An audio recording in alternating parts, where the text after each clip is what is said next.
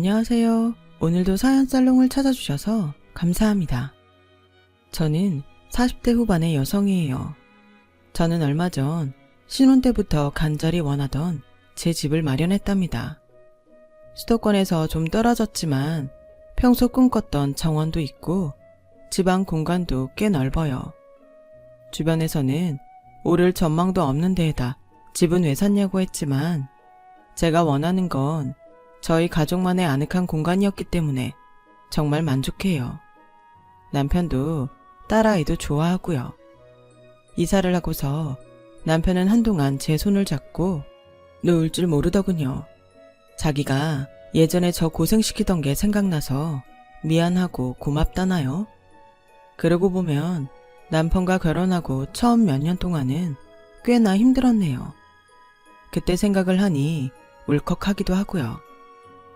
저는 어릴 때부터 공부에 별 관심이 없었어요. 부모님은 시장에서 장사를 하시다 보니 제 공부를 제대로 챙길 시간이 없으셨어요. 저는 자연히 공부보다는 만화책이나 TV 드라마를 더 많이 봤고 그 결과 성적은 당연히 좋지 않았어요. 아슬아슬하게 중간을 유지하는 정도였죠. 고등학교에 들어가서 담임선생님이 부모님을 만나서 첫 진로 상담을 했을 때에는 정말 조마조마했어요. 왜 이렇게 공부를 안 했냐며 엄마가 호통을 치실 것 같았거든요.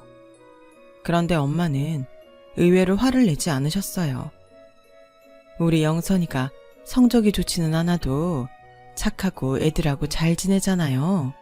저는 그거면 됐습니다. 공부라는 게 무조건 시킨다고 되는 일도 아니고 자기가 어느 정도 마음이 있어야 되는 거잖아요. 저는 영선이가 자기가 좋아하는 일 찾아서 하면 된다고 생각해요.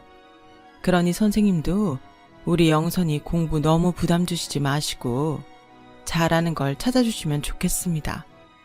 그래도 반에서 중간은 가네요. 저희 부부가 바빠서 한번 봐주지도 못했는데 그래도 이만큼 한 거 보면 머리가 아주 나쁘진 않나 보네요. 라고 하자 담임선생님은 의외였는지 어리둥절해 하시면서도 잘 알았다며 웃으며 대답해 주셨어요. 아마 많은 부모님들이 공부 못하는 거에 대해 하소연하거나 속상해하는 거하고 달라서 그랬던 것 같아요. 저는 엄마가 제 머리가 나쁘지 않나 보다고 한 말이 그렇게 가슴에 남더군요. 그 다음부터는 뭘 해도 제가 멍청하지는 않다는 자신감이 있어서인지 더 당당할 수 있었고 혹시 실수를 해도 금방 털고 일어날 수 있었어요. 학년이 올라가면서 저는 제가 뭘 잘하는지 뭘 좋아하는지 진지하게 생각했어요. 그러다 반 친구가 저한테 머리를 묶어달라고 했을 때 정성껏 머리를 빗어서 예쁘게 묶어줬죠. 그랬더니 제 짝이 영선이 넌 진짜 손재주가 좋은 것 같아. 특히 머리 잘 만져. 그래서 내가 맨날 영선이 보고 해달라는 거잖아. 난 아무리 묶어도 이렇게 안 돼. 라며 저한테 머리를 맡긴 친구가 맞장구를 쳤어요. 저는 그때 제가 머리 만지는 것도 좋아하고 잘한다는 걸 깨달았어요. 그날 밤 늦게 집에 들어오신 엄마에게 나 미용에 소질이 있는 것 같아. 아니 진짜 있어. 미용사 일 해볼래. 그래 네가 어렸을 때부터 동네 애들 머리는 죄다 자르고 다녔지. 잘 됐네. 잘하는 거 있는 게 최고다. 그걸 좋아하면 더 좋고. 생각해봐. 평생 먹고 살 일을 하는 건데 그게 지겹고 힘들면 얼마나 고역인데. 그럼 됐다. 너 먹고 살 거 찾았으면 됐어. 엄마는 원래 간호사가 되고 싶었는데 외갓집이 너무 가난해서 고등학교를 다 못 마치고 그만두셨거든요. 생활비를 버느라 이 일 저 일 닥치는 대로 하시다가 아빠를 만나셨고요. 두 분이서 열심히 일하셔서 제법 큰 야채 가게를 하며 자리를 잡으셨지만 늘 하고 싶은 걸 못했던 게 마음에 남으신 것 같았어요. 엄마는 제가 고등학교를 졸업하기도 전에 미용학원에 등록을 시켜주셨어요. 학교가 끝나면 다른 애들은 도서실에 가거나 학원에 가서 공부를 하는데 저는 미용학원에 가서 기술을 배웠어요. 정말 신이 나서 다녔네요. 처음에는 그동안 잘못된 버릇이 들었던 걸 고치느라 애를 먹었지만 눈으로 볼 때는 그냥 지나쳤던 것도 실은 정교한 작업이라는 걸 알게 됐어요. 모든 과정 하나하나가 저한텐 새롭고 흥미로웠어요. 그렇게 하다 보니 고등학교를 졸업할 무렵에는 국가 자격증 시험을 볼 수 있게 됐어요. 저는 졸업하자마자 국가 자격증 시험에 붙었고 여대 근처에 있는 큰 미용실에 취직을 했어요. 어느 분야나 그렇듯이 첫 사회생활은 어려운 점이 많았어요. 미용실에서는 제가 국가 자격증이 있는데도 나이가 어리고 첫 직장이라며 주로 허드렛 일만 맡기더라고요. 손님 머리를 만져볼 기회는 거의 없었어요. 그러다 어느 날 제 사수가 갑자기 손을 다쳐서 제가 손님 머리를 마무리하게 됐어요. 어머, 너무 예쁘다. 파마 끝나고 이렇게 마음에 든 적 처음이에요. 드라이를 머리도 안 땡기게 너무 잘하시더라니. 고마워요.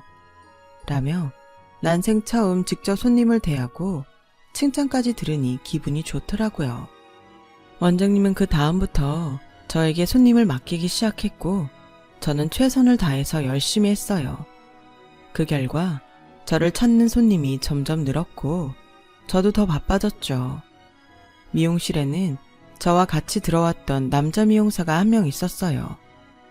2년쯤 지나고 나니 같이 들어왔던 다른 사람들은 다 나가고 저와 그 남자만 남게 됐어요. 남자는 착하고 성실하긴 했지만 센스가 좀 부족했고 우유부단한 데가 있었어요. 그 점을 원장님도 답답하게 생각했고요. 상호 씨는 다 좋은데 너무 물러. 지금보다 더 강하게 손님한테 클리닉도 밀어붙이고 비싼 시술이 왜 좋은지 설명해도 되는데 말이야. 저도 아는데 막상 말을 하려면 입이 떨어지질 않네요. 라며 미안한 표정을 짓기 일쑤였고 그러면 원장님도 더는 말을 못했어요. 저는 남자의 그런 여린 면을 순수하다고 생각했던 것 같아요. 언젠가부터 그 사람한테 마음이 쓰였고 끌리기 시작했죠. 제가 다가가자 그 사람은 꼭 기다렸던 것처럼 저와 가까워졌어요. 안 그래도 김 선생님한테 저녁 한번 먹자고 말하고 싶었는데 제가 영 자신이 없어서요. 혹시나 거절당하면 어떡하나 걱정이 되더라고요. 그런데 이렇게 마음을 표현하시니 너무 좋네요. 왜요? 박 선생님이 어때서요? 좀 더 자신을 가지셔도 돼요. 머리도 잘하시고 친절해서 손님들도 좋아하잖아요. 그런 말을 들으니까 용기가 막 샘솟는 것 같아요. 앞으로는 손님들한테 더 자신감 있게 할 수 있을 것 같아요. 그러더니 정말 그 사람의 태도는 전보다 훨씬 당당해졌어요. 제 말에 용기를 얻고 태도가 변했다는 거에 저도 뿌듯했죠. 그렇게 저희는 사귀기 시작해서 8개월 가까이 만났어요. 어느 날 그 사람은 데이트를 하다가 저에게 꼭 할 말이 있다면서 저를 데리고 스카이라운지에 가더군요. 거기서 그는 제게 고급스러운 상자에 든 반지를 건넸어요. 영선아, 나하고 결혼해줘. 나 잘 알지? 나 지금 엄청 용기 내서 말하는 거야. 네 덕에 내가 회사에서도 일을 더 잘할 수 있었잖아. 너하고 함께하면 평생 든든할 것 같아. 사실 마지막 말은 제가 남자한테 하고 싶었는데 말이죠. 그래도 그 사람이 얼마나 여리고 겁이 많은지 잘 알고 있어서 그것마저도 그 사람답게 느껴졌어요. 저희는 양쪽 집에 인사를 드리고 순조롭게 상견례를 했어요. 저보다 2살 어린 시누이는 상견례하는 내내 들뜬 표정이었어요. 집에 새 식구가 생긴다니까 너무 신기해요. 그럼 새언니가 저 용돈도 챙겨주시는 거죠? 진짜 좋다. 형제가 없던 저는 그것도 귀엽다고 생각했어요. 겨우 2살 차이지만 시누이는 대학생이고 저는 사회생활을 해서인지 생각하는 거나 말하는 게 나이보다 더 어리게 느껴지더라고요. 결혼식 때에도 자기가 우리 신혼여행 가기 전 묵는 호텔에 똑같이 묵겠다고 고집을 펴서 애를 좀 먹었죠. 미안해. 우리 상은이가 고집이 좀 세지. 아버지 돌아가시고 엄마가 어린 게 불쌍하다고 해달라는 대로 다 들어줘서 그런 것 같아. 라는 남편 말에 당신하고 4살 차이밖에 안 난다고 말하려다가 그만뒀죠. 좋은 일 하는데 그런 말해서 뭐 하겠나 싶었거든요. 예, 우리 상은이가 이런 고급 호텔에 묵어본 적이 없어서 직접 보니까 욕심이 났나 보다. 네가 이해하렴. 근데 정말 상은이 호텔에 있으면 안 되겠니? 당연히 방은 다른 데 쓸 거고 제가 호텔에 있는다고 니들 불편할 건 없잖아. 라고 시어머니가 저한테 말하더군요. 솔직히 해주려면 해줄 수도 있었어요. 근데 저와 남편은 똑같이 결혼 비용을 부담하기로 했고 이미 지출이 거의 나간 상태여서 여유 있는 돈이 많지 않았어요. 그렇지 않으면 저나 남편이 따로 비용을 내야 했어요. 시어머니가 자꾸 시누이 호텔 방을 해주자고 조르자 남편은 결국 그럼 내 카드로 계산할게. 영선이 너는 신경 쓰지 마. 엄마가 이번에도 상은이를 못 꺾네. 라며 하룻밤에 50만 원이나 되는 호텔방을 따로 예약했어요. 저는 정말 하고 싶은 말이 많았지만 일단 참기로 했어요. 대신 앞으로 살면서 정신 똑바로 차려야겠다고 마음속으로 다짐하게 됐죠. 아니나 다를까 신혼 한 달이 조금 지났을 때였어요. 시어머니와 시누이는 수시로 저희 신혼집을 드나들었어요. 그냥 와서 밥을 먹고 있다가 가는 수준이 아니라 며칠씩 자고 가는 걸 계속 반복하더라고요. 그때 저는 미용실에서 디자이너로 이름을 점점 알리고 많이 바쁠 때였어요. 젊은 언니가 손이 야무지고 머리를 잘한다고 여대생들 사이에 소문이 쫙 퍼졌던 거였어요. 저한테 머리를 하겠다는 학생들이 점점 많아졌고 저는 미용실에서 점심 먹는 날이 손에 꼽을 만큼 바쁘게 손님을 받았어요. 그러니 집에 가면 아무것도 안 하고 쉬었으면 좋겠는데 그럴 수가 없었죠. 어머니, 아가씨랑 저희 집에 오시는 건 좋은데 며칠씩 계시니까 제가 힘이 좀 들어요. 앞으로는 자주 들렀다가 가는 걸로 하시면 안 될까요? 왜요, 언니? 저랑 엄마 오는 거 싫어요? 우린 언니랑 있으니까 좋아서 그러는 건데 좀 섭섭하네요. 라며 시누이가 옆에서 끼어들었어요. 자기야, 아무것도 안 하고 먹고 자다만 가니까 편하고 좋겠죠. 제가 뭐라고 하려고 하자 이번에는 시어머니가 얼른 가로막으며 우리라고 니들 패기치고 싶겠니? 근데 우리 집이 너무 낡아서 여기저기 손볼 데도 많고 불편한 게 한두 개가 아니야. 그래서 얼마 전에 이사를 가려고 집을 알아봤는데 전세금이 우리가 살던 때보다 세더라고. 그러니 이사 가는 것도 어렵고 그 집에선 살기도 힘들고 우리도 여러 가지로 힘들어. 집이 낡았으면 주인한테 고쳐달라고 하면 되지 않나요? 그런 거 주인들이 다 해줘야 돼요. 안 한다고 하면 제가 말할게요. 그러지 말고 니네가 우리 전세금 좀 보태주면 안 될까? 우리도 이제 새 집에서 살아보고 싶다. 언제까지 낡은 집에서 사니? 여기만 오면 이렇게 아늑하고 편한데 우린 방충망도 다 떨어져서 여름도 아닌데 날벌레가 얼마나 많이 들어오나 몰라. 너도 그렇지. 며느리가 돼서 니는 좋은 데서 살고 시어머니랑 시누이는 후진대에 있으면 마음이 불편하잖아. 맞지? 하면서 은근히 사람을 유도하더라고요. 저는 왜 그렇게 두 사람이 저희 집을 차지하고 있었는지 그제야 깨달았어요. 다 돈 때문이었던 거죠. 두 사람이 하는 걸 보니 그 돈을 안 주면 막무가내로 눌러있을 것 같았어요. 결국 저는 적금 들었던 걸 해지하고 전세금을 해줬어요. 그리고 며칠 동안 남편과 말을 안 했어요. 소심한 남편은 제 눈치만 보면서 어쩔 줄 몰라 하더군요. 답답했던 저는 평소 친하게 지내던 미용실 부원장님과 점심을 먹으며 하소연을 하게 됐어요. 제가 결혼을 너무 빨리 한 것 같아요. 전에 언니가 왜 그렇게 좋은 나이에 서둘러서 결혼하냐고 했잖아요. 정말 제가 왜 그랬을까요? 아직 신혼티도 안 벗은 새댁이 벌써 후회하는 거야? 그거야 결혼 전이니까 한 말이고 아직 얼마 안 됐잖아. 무슨 일인지 모르지만 넌 다 잘해낼 거야. 라며 격려를 해줬어요. 그 얘기를 들었는지 남편은 그날 밤 저에게 근사한 밥을 사더니 제 손을 꼭 잡고 결혼하자마자 엄마랑 상은이 때문에 많이 힘들지? 정말 미안해. 내가 더 잘할게. 그럼 시어머니랑 아가씨한테 집에 오지 말라고 할 수 있어? 라고 하니 금세 얼굴빛이 어두워졌고 저는 그 모습을 보며 어느 정도 포기를 했어요. 얼마 안 되는 시간이지만 쭉 지켜보니 계속 엄마와 여동생 뜻에 맞춰주면서 살았더라고요. 저는 그걸 보며 심성이 여리다는 게 좋은 것만은 아니라는 걸 알게 됐고요. 시어머니와 시누이는 전세금을 마련해서 새 집으로 이사를 가고 난 후에는 한동안 저희 집 출입이 뜸했어요. 저희가 한 달에 2번 정기적으로 가고 명절 때 꼬박꼬박 찾아갔고요.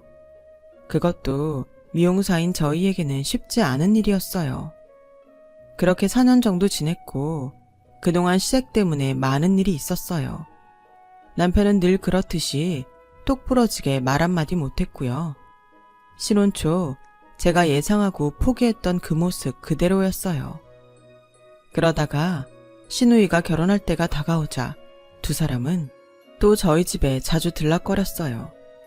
그때 이미 저는 미용실 수석 디자이너가 돼서 다른 매장에까지 출장도 가고 너무 바빴기 때문에 두 사람이 집에 와서 뭘 하는지 잘 몰랐어요. 그러다 겨우 쉬는 날이 돼서 집에 있으니까 시어머니가 그러더군요. 우리 상은이 혼수하는데 너도 보태야 되지 않겠니? 저번에 그 사람이 어머니한테 돈 보내드렸다고 했는데요. 그건 상호가 주는 거잖아. 그래도 네가 우리 집 며느리인데 하나밖에 없는 시누이 결혼식에 아무것도 안 하는 건 좀 그렇잖아. 어머니, 저번에 드린 돈이 그 사람하고 저하고 같이 하는 거예요. 그런 게 어딨니? 상호가 주는 거면 상호가 한 거지. 난 그런 말 듣지도 못했다. 어머니, 제가 아가씨랑 어머니 머리도 다 해드리고 저희 샵에서 배우들 메이크업만 하는 아티스트한테 공짜로 화장도 다 부탁했잖아요. 저도 할 만큼 했다고 생각해요. 예, 말이 나왔으니 말이지. 상은이가 청담동 제일 비싼 데서 한다는 거 내가 오빠랑 세연이 있는 데서 해야 된다고 얼마나 설득했는데. 솔직히 신랑 집은 강남 연예인들 가는 데서 다들 머리랑 화장한다는데 우린 니네 생각해서 해주는 건데 그걸 생각해야지. 넌 네가 무슨 대단한 거라도 하는 것처럼 말하는구나. 그럼 다 취소하고 강남 가서 하라고 하고 싶은 걸 꾹 참았네요. 남편은 그런 일이 있었다는 걸 듣고도 또 머뭇거리기만 하더니 그래도 나한테 하나밖에 없는 여동생인데 좀 더 해줘도 되잖아. 당신도 결혼하고 4년 넘었으면 우리 집 식구인데 서로 불편하지 않았으면 좋겠어. 당신은 내가 마음 상하는 건 괜찮고 당신네 식구들만 편하면 만사 오케이야? 이게 어떻게 서로 불편하지 않은 거야? 어떻게 이래? 나랑 살면 평생 든든할 것 같다는 게 이런 뜻이었어? 라고 소리를 버럭 질렀어요. 결혼하고서 그렇게 화를 낸 건 처음이었고 남편은 제 모습에 굉장히 놀라더군요. 저는 또 안절부절하며 제 눈치만 볼 남편이 보기가 싫어 얼른 돈을 보냈어요. 결혼식 날 시누이와 시어머니 머리를 하면서도 냉랭하기만 했죠. 두 사람은 제 기분을 모르는지 신경을 안 쓰는 건지 자기들끼리 신났더군요. 시누이 결혼식 날 너무 신경을 썼던 탓인지 저는 다음날 출근해서 저도 모르게 기절을 하고 말았네요. 병원 응급실에서 눈을 뜨니 남편이 제 손을 잡고 눈물을 보이고 있었어요. 이제 내가 정말 정신 차리고 잘할게. 당신이 이렇게까지 신경이 날카로워졌는지 몰랐어. 미안해. 저희 부부는 그날 의사에게 임신 소식을 들었어요. 정말 기쁘기도 했지만 저는 걱정부터 됐어요. 당장 일을 관두고 쉬어야 되게 생겼으니까요.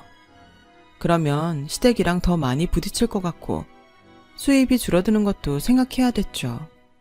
그런데 남편이 웬일로 씩씩하게 시어머니한테 전화를 하더군요. 영선이 임신했어요. 엄마도 건강한 손주 안고 싶죠? 그러니까 신경 쓰지 않게 당분간 찾아오지 마세요. 라는데 결혼하고 처음으로 든든하더군요. 그래도 역시 한계는 있었어요. 조금이라도 시어머니와 시누이가 강하게 나오면 남편은 더 이상 말을 못하고 그냥 물러나고 말았어요. 하지만 남편이 전과 다르게 나오니 전처럼 함부로는 못하는 것 같더라고요. 그것만으로도 정말 고마웠어요. 시어머니와 시누이는 이따금 전화로 돈이 필요하다며 우는 소리를 했지만 저도 단련이 됐는지 웬만해서는 눈 하나 깜짝 안 했어요. 물론 신우가 집을 이사할 때 돈이 모자라다며 하도 사정을 해서 어쩔 수 없이 보태주긴 했어요. 하지만 만삭이 되었을 때 또다시 일이 터지고 말았어요. 무거운 몸을 제대로 추스리지 못하고 혼자 낑낑대고 있는데 시어머니와 시누이가 들이닥치더군요. 그러더니 다짜고짜 저한테 가게를 차리게 보증금을 만들어 달라는 거였어요.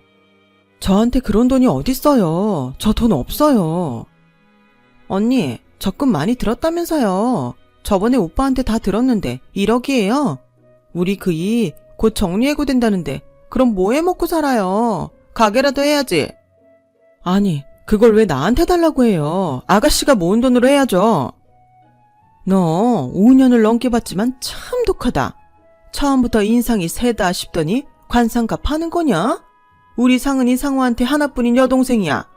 너는 처음부터 너네만 잘 먹고 잘 살면 된다는 신보가 보이더니 결국 이런 식이구나. 난 모르겠다. 돈 해놓던지 우리 이러는 거 계속 보던지 알아서 해. 라더니 시누이랑 같이 거실 한가운데 들어 눕는 거 아니겠어요. 저는 너무 기가 막혀서 말도 안 나왔어요. 근데 저를 더 열받게 한 건 남편이었어요. 제 전화를 받은 남편은 짜증스러운 말투로 지금 바쁜데 그런 일로 전화한 거야? 당신이 좋게 말할 수도 있는 거잖아. 그리고 상은이 사정 생각해서 돈 좀 보태줄 수도 있지. 뭘 그래? 당신 미쳤어? 아가씨한테 또 돈을 주라고?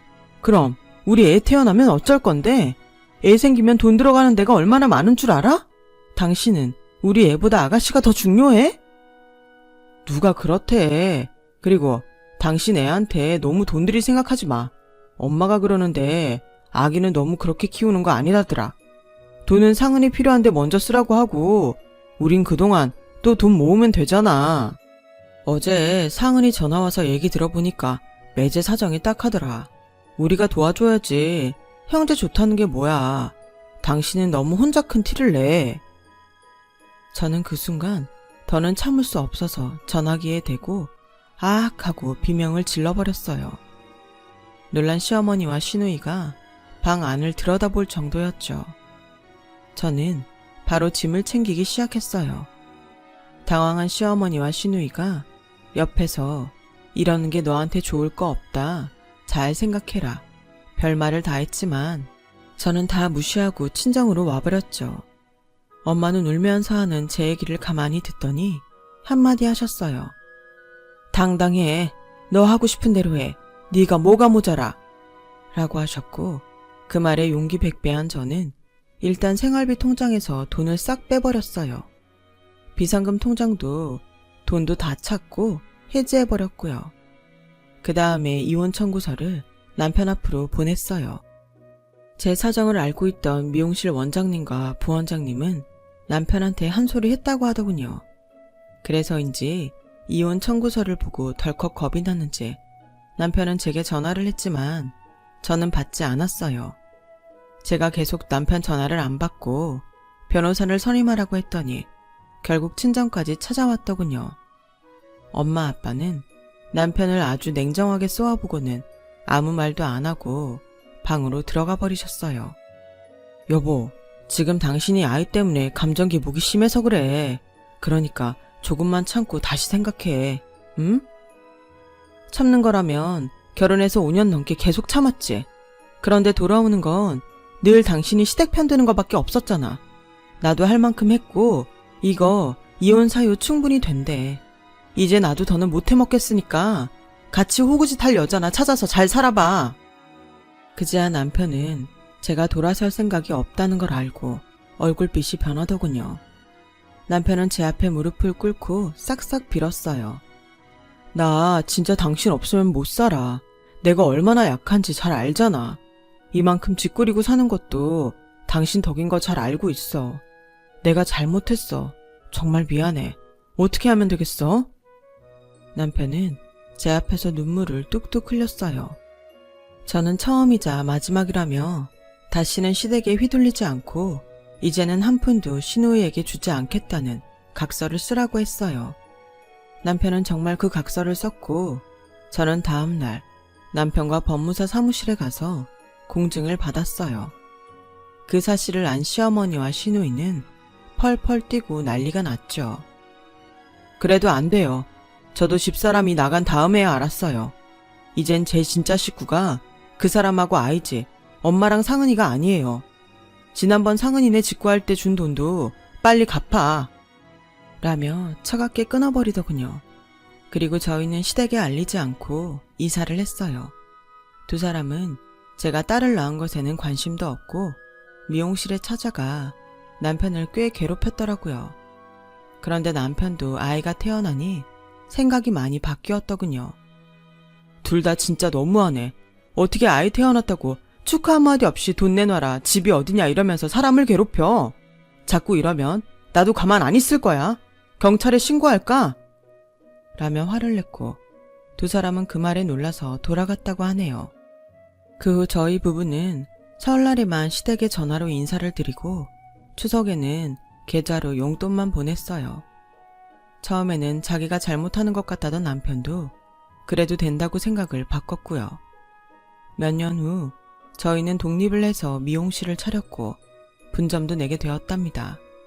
그리고 앞에서 말했던 것처럼 저희가 꿈꾸던 집도 얻었고요. 딸아이는 벌써 내년이면 고3이네요. 그렇게 딸만 알던 시어머니는 몇 년 전 돌아가셨고 시누이는 오래전 이혼을 하고 혼자 동남아에 갔어요. 저희는 앞으로 더 열심히 살려고 해요. 딸이 대학을 졸업하면 큰돈 들어갈 일은 많지 않을 테니 그때쯤에는 봉사도 하러 다니고 어려운 사람들도 도우려고 해요. 제 얘기는 여기까지예요. 끝까지 들어주신 분들 정말 감사드리고요. 여러분들 하시는 모든 일 잘 되고 좋은 일만 생기길 바랄게요. 여러분, 사연 댓글에 응원과 현명한 조언 부탁드려요. 좋아요와 구독은 저에게 큰 힘이 됩니다. 오늘도 좋은 일 가득하세요.